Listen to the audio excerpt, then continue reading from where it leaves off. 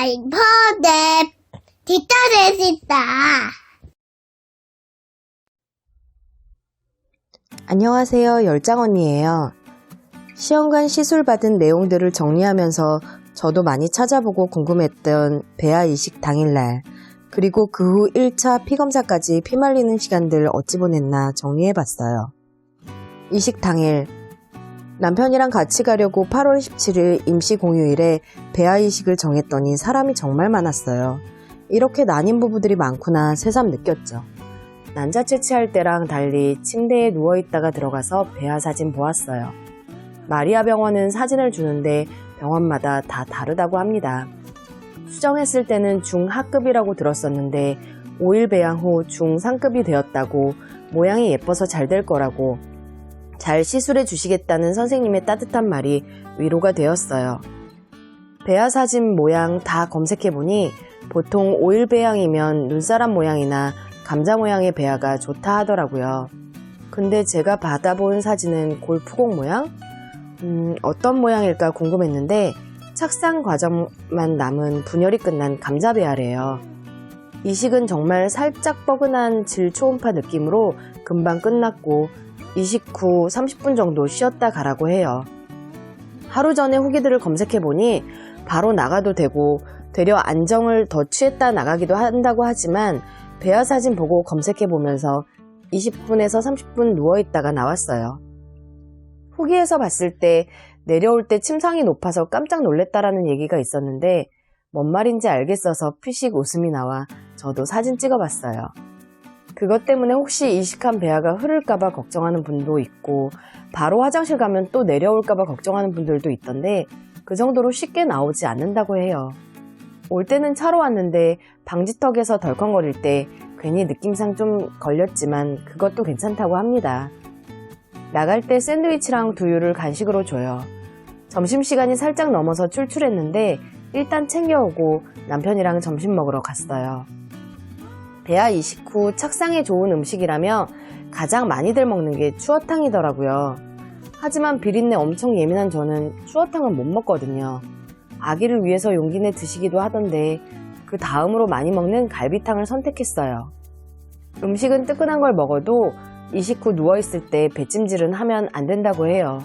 배아가 열에 약해 좋지 않다고 합니다.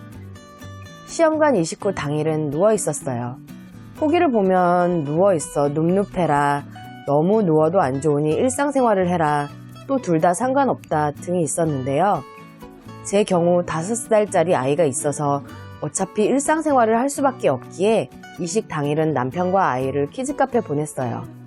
그때만 해도 코로나 단계가 심각하던 때는 아니어서 둘이 나간 후 이식 후 몇 시간을 누워있으면서 TV도 보고 검색도 하고 그랬답니다. 시험관 이식 후 증상. 이식을 하고 난 후 시간이 제일 안 가고 기다림이 길어진다는 피검사까지의 시간. 착상은 언제 이루어질까 제일 궁금했거든요. 어떤 분들은 감자배아는 당일에 이루어진다, 3일 이내에 이루어진다 그런 얘기들 하시니까 왠지 궁금하기도 하고 두근두근 하기도 했어요. 그나마 첫째를 케어하느라 당일을 제외하고 일상생활을 하느라 막연히 기다릴 수만 없었던 게 다행이기도 했죠. 첫 임신을 기다리시는 분들은 그 시간이 제일 힘들고 손대면 안 된다고 금기시하는 테스트기에 손을 댈까 말까 제일 고민한다고 합니다. 시험관 이식 후 3일째. 그동안은 아무 증상이 없었어요. 이식 후 증상이 어떤 분은 임신 초기 마냥 체온이 올라가고 몸살 기운이 있다, 가슴이 커진다 증상이 있는 분도 있고 아무 증상이 없다가 아기가 온 케이스도 있는 등 개인마다 달랐어요. 저는 3일째 아침 다리와 배 사이 왼쪽 자궁이 쿡 찌르는 듯한 통증이 한 번 있었어요. 좀 아팠어서 걱정이 되더라고요. 찾아보니 착상통이 있을 수 있다던데 이렇게까지 강하게 올까 싶어 결국 테스트기에 손을 대고 말았죠. 단호박 한 줄이었지만 아직은 3일밖에 안 돼서 가능성이 있다고 생각했어요. 10일째 되는 날 1차 피검사가 예정이어서 이왕 손댄 거 그 전에 확인이나 하자 싶어 6일째 23일에 테스트기 했을 때 처음에 한 줄이었어요. 사진상으로 두 줄이 보이지만 처음에 한 줄이었고 5분 정도 지나니 흐릿한 한 줄이 나타나기 시작해 마음이 두근두근했죠. 6일째 가슴이 평소랑 달리 예민하게 느껴져서 혹시 하는 마음이 있었죠. 그리고 그 다음날 다시 테스트기에서 뚜렷한 두 줄을 보았어요. 두 줄을 보아도 시험관 이식은 피검사 수치에 따라 수치가 오르다가 다시 떨어지는 화학적 유산일 가능성도 있다는 걸 알아서 확실해지기 전까지 너무 좋아하지 말고 하지만 될 거라는 희망을 잃지 말자 다짐했어요. 대강 1차 피검 결과가 100을 넘으면 안심할 수 있고 날수에 따라 수치가 몇 배 뛰어야 임신 확정이더라고요. 제 경우 이식 후 열흘 뒤 1차 피검 결과 392, 꽤 괜찮은 수치였고 2차 피검은 그 뒤로 일주일 뒤 7,828이 나왔어요. 대략 2차 피검 수치가 7,000에서 1만까지 나오면 쌍둥이 가능성도 있다길래 혹시 싶었는데 지인도 9,000이 나왔지만 단태아였다고 해서 수치만으로 확실한 건 아니구나 했어요. 제 시험관 이식 후 임신 얘기를 계속 들으시다 보면 반전이 나오긴 하지만요.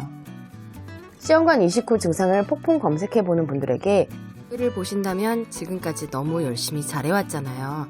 노력하고 기다리면 아기가 올 거예요.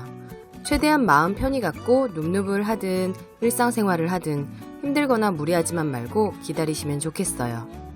제가 아는 부분들은 열장언니 블로그와 아이폰랩 TV에서 계속 이어나갑니다. 구독해주세요. 구독해주세요.